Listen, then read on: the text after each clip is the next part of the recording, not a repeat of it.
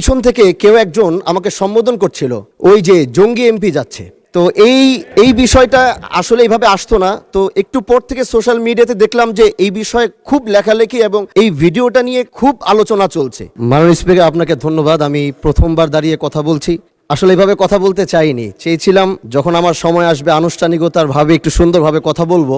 কিন্তু দুঃখের সাথে বলতে হচ্ছে, আমি গত 30শে মার্চ আপনার সহধর্মিনী, আল্লাহ তাকে জান্নাতের আলা মাকাম নাসিব করুন, আমি তার জন্য দোয়া করি। তিনার জানাজায় আমি এসেছিলাম এবং উপস্থিত হয়েছিলাম। দক্ষিণ প্লাজা থেকে যখন আমি ভিতরে ঢুকবো, একদম কাছাকাছি পিছন থেকে কেউ একজন আমাকে সম্বোধন করছিল, ওই যে জঙ্গি এমপি যাচ্ছে। তো এই বিষয়টা আসলে এইভাবে আসতো না। তো একটু পর থেকে সোশ্যাল মিডিয়াতে দেখলাম যে এই বিষয়ে খুব লেখালেখি এবং এই ভিডিওটা নিয়ে খুব আলোচনা চলছে, যেটি জাতীয় সংসদের একজন রানিং এমপিকে সংসদের কাছে যখন জঙ্গি বলে সম্বোধন করা হয়, আর এটার জন্য এই সংসদের মান ক্ষুণ্ণ হয়েছে আমি মনে করছি।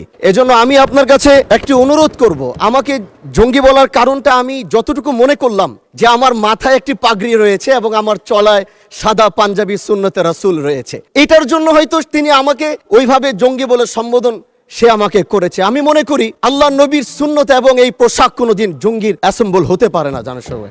এই জন্য আমি আপনার কাছে একটি অনুরোধ করতে চাই, মাননীয় স্পিকার, আপনি সিসি ফুটেজ যেটি রয়েছে, আপনি যদি মাননীয় স্বরাষ্ট্র মন্ত্রী এবং সংসদের সার্জেন্ট অ্যাট আর্মসকে যদি আপনি একটু অনুরোধ করবেন বা তাদেরকে একটু নির্দেশ দিবেন যে কারা এই কাজটি করেছে।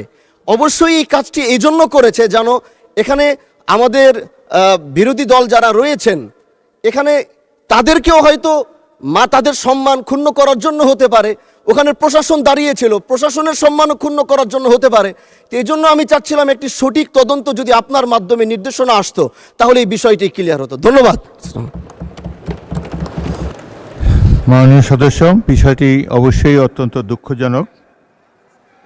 আমি আপনাকে অনুরোধ জানাবো, বিশেষ অধিকার প্রশ্নে আপনি এ ব্যাপারে একটি নোটিশ দেন, বিষয়টি আমরা বিবেচনা করব।